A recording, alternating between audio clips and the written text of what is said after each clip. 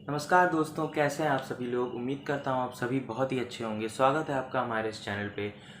आज की वीडियो जो है थोड़ी अलग होने वाली है क्योंकि कंटेंट नहीं है मेरे पास। लगता है ये पागल हो गया।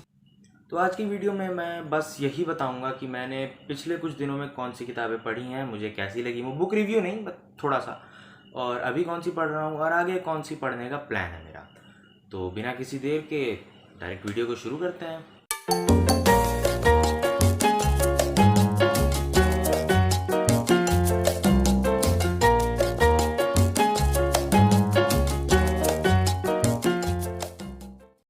तो सबसे पहले बात कर लेते हैं वर्ड ऑफ द डे की। वर्ड ऑफ द डे है एबहॉर, ABHOR, एबहॉर। इसका इंग्लिश में मतलब होता है टू डिटेस्ट या फिर डिस्गस्ट भी कह सकते हैं, बट टू डिटेस्ट करना। एंड हिंदी में इसका मतलब देखा जाए तो वो होगा निंदा करना। तो भाई ये तो हो गया वर्ड ऑफ द डे। अब हम आते हैं हमारी वीडियो के ऊपर। तो सबसे पहले मैं आपको वो किताबें दिखाता हूँ जो मैंने अभी हाल ही में पढ़ी हैं। तो पहली बुक है the kite runner by Khaled Hosseini, और ये मुझे बहुत अच्छी लगी। ये मतलब ऐसी किताब है जो जो कहानी कुछ होती है ना, कुछ कहानियाँ जो आपको याद रह जाती हैं, ये उन किताबों में से एक है।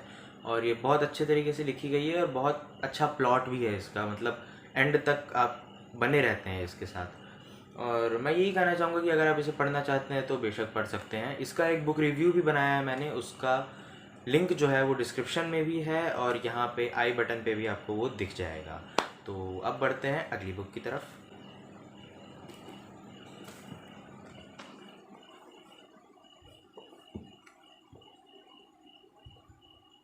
अगली किताब है brief answers to big questions by Stephen Hawking.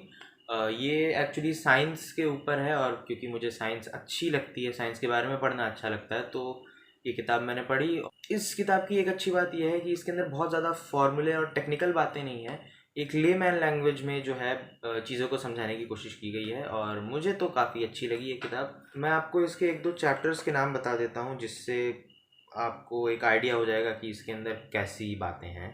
Chapters के नाम: What is inside a black hole? Is time travel possible? Will we survive on Earth? Should we colonize space? और वगैरह वगैरह।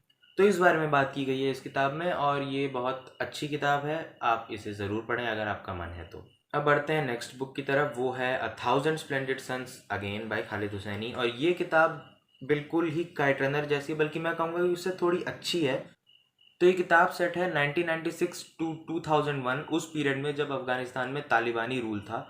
और अगर आपने न्यूज़ वगैरह देखी होगी तो आप जान गए होंगे कि अभी फिर वहाँ पे वैसा ही हो गया है। तो ये कहानी है दो लड़कियों की, मरियम और लैला। मरियम जो है वो ऑलमोस्ट लैला से डबल उम्र की है।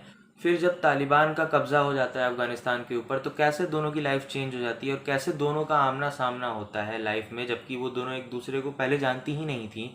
और उसके बाद भाई तो फिर कहानी अलग ही लेवल पे चली जाती है। तो बहुत बढ़िया किताब है, आप चाहें तो बिल्कुल पढ़ सकते हैं। अब बढ़ते हैं नेक्स्ट बुक की तरफ। तो अगली किताब जो मैंने पढ़ी वो है द डेथली हैलोज, यानी हैरी पॉटर का 7th पार्ट, जिसे लिखा है जेके रोलिंग ने। और ये किताब मैं पहले 5-6 बार पढ़ चुका था, लेकिन भाई हैरी पॉटर है, कितनी बार पढ़ो कोई फर्क नहीं पड़ता। तो उसके बारे में मुझे नहीं लगता कि मुझे कुछ बताने की ज़रूरत है, क्योंकि ये one of the best books है।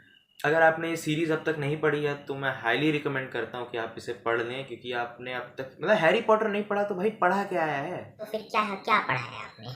तो अगली किताब जो मैंने पढ़ी वो है मुल्ला नसीरुद्दीन की अनोखी दुनिया, और ये एक शॉर्ट स्टोरी कलेक्शन है आप कह सकते हैं। और इसके अंदर फ़नी स्टोरीज़ हैं मुल्ला नसीरुद्दीन की, जो कि बुखारा में रहता है और गधे पे चलता है, मतलब स्वैग देख रहे हो बंदे का, अलग ही है।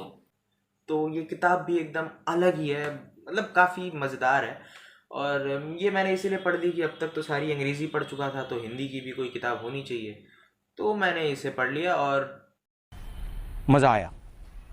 तो ये तो हो गई वो किताबें जो मैंने पढ़ी हैं। अब उन किताबों की बात करते हैं जो मैं पढ़ रहा हूँ। तो पढ़ तो फ़िलहाल मैं एक ही किताब रहा हूँ, और उसका नाम है and the mountain sea code by Khaled Hosseini. ये 3 किताबें मेरे पास इसलिए हैं क्योंकि मैंने इसका एक बंडल ख़रीदा था। उसकी अनबॉक्सिंग की वीडियो का लिंक भी मैं डिस्क्रिप्शन में दे दूँगा, और यहाँ आई बटन से भी आप वहाँ तक जा सकते हैं। ये किताब एक्चुअली एक भाई बहन की स्टोरी है। भाई का नाम होता है अब्दुल्ला और बहन का नाम होता है परी। और उनकी लाइफ तब चेंज होती है जब इन दोनों के पापा को जाना पड़ता है काबुल काम करने। क्योंकि उनके गांव में उन्हें इतना पैसा नहीं मिल पाता कि मतलब वो अच्छे से फैमिली की देखभाल कर सकें। फिर उसके बाद आगे क्या होता है मुझे नहीं पता, क्योंकि मैंने अभी पढ़ी नहीं है, और ये मैं सच कहूँ तो उतनी मज़ेदार नहीं है। एक ट्विस्ट आता है ऑलमोस्ट 50 पेज के आसपास। अब देखना है वो ट्विस्ट कितना बढ़िया है, क्योंकि ट्विस्ट के जस्ट आगे आई थिंक अभी मैं 60 समथिंग पेज पे हूँ, तो अब तक ठीक चल रही है। बट जितना मज़ा मुझे बाकी दोनों किताबों में आया था उतना नहीं आया, तो मैं अभी आपको रिकमेंड नहीं करता हूँ, क्योंकि एक तो मुझे अभी तक उतना मज़ा आया नहीं, दूसरा कि मैंने अभी इसे पूरा पढ़ा नहीं है, तो मैं जानता नहीं हूँ कि आगे मज़ा आएगा कि नहीं आएगा। तो अब बात कर लेते हैं वो किताबें जो मैं पढ़ने की सोच रहा हूँ आगे कुछ दिनों में। तो सबसे पहली किताब है a brief history of time by Stephen Hawking again. और स्टीफन हॉकिंग की मैंने अब तक 2 किताबें पढ़ी हैं, एक है द थ्योरी ऑफ एवरीथिंग और एक brief answers to big questions, और ये उनकी तीसरी किताब है, और ये उनकी पहली किताब थी जो पब्लिश हुई थी, और ये बहुत ज़्यादा फेमस है और बहुत ज़्यादा लोकप्रिय है। तो देखते हैं भैया क्या लिखा है। पहली किताब तो बहुत बढ़िया थी, द थ्योरी ऑफ एवरीथिंग, दूसरी भी उतनी ही अच्छी थी।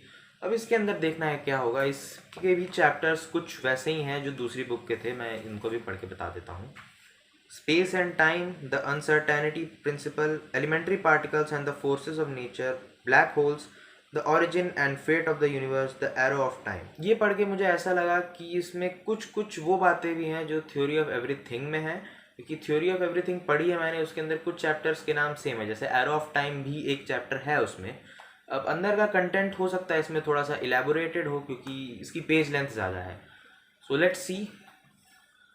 तो फाइनल बुक है इस वीडियो की जो मैं पढ़ने की सोच रहा हूँ, the discovery of India by Jawaharlal Nehru. और ये भाई साहब बहुत मोटी और बड़ी किताब है। हालांकि मोटी किताबें तो मैं पढ़ चुका हूँ, लेकिन पेज साइज़ काफ़ी बड़ा है इसका। और मैंने इस किताब के बारे में बहुत सुना है, सभी लोगों ने सुना है कि ये एक बहुत ही बेहतरीन किताब है। आई मीन आइंस्टाइन ने खुद इसकी तारीफ़ की है, पीछे लिखा हुआ है। इसमें इंडियन हिस्ट्री के बारे में और वर्ल्ड हिस्ट्री के बारे में भी थोड़ा बहुत, और वर्ल्ड हिस्ट्री में इंडिया का क्या कंट्रीब्यूशन रहा है उस बारे में बताया गया है।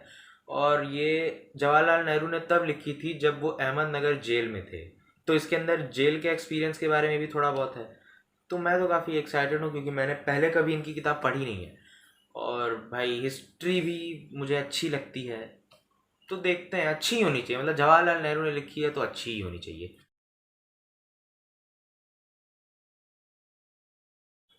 तो इसी के साथ मैं ये वीडियो ख़त्म करता हूँ। उम्मीद करता हूँ आपको ये वीडियो अच्छी लगी होगी। अगर लगी तो चैनल को सब्सक्राइब करके बेल आइकन दबा दीजिए, और कमेंट सेक्शन में भी बताइए कि आपने क्या इनमें से कोई भी किताब पढ़ी है।